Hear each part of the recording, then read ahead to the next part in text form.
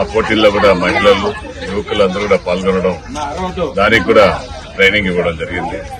August 15న ఉదయం 6:30 గంటలకు flag hoisting కూడా ఇక్కడ చేయాలని వాకర్స్ అసోసియేషన్ వాళ్ళు నిర్ణయించారు.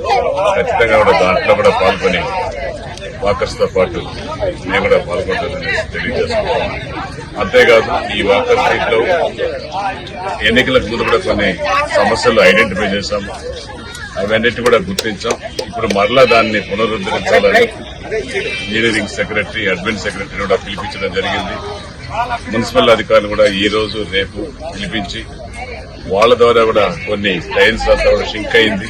ఆ షింక్ అయిన టైల్స్ ని లెవెల్ చేయడం, ట్యాంక్ బండ చుట్టూ కూడా రైలింగ్ అక్కడక్కడ పోయినా అవన్నీ రైలింగ్ వేయించడం, ఆ చెరువు కనెక్టివిటీ కొంచెం ఉంది, అది కూడా ల్యాండ్ ఓనర్లతో మాట్లాడి సంప్రదించి వాళ్ళతో ఏదో కోర్టు సమస్యలు ఉన్నాయని తెలిసింది.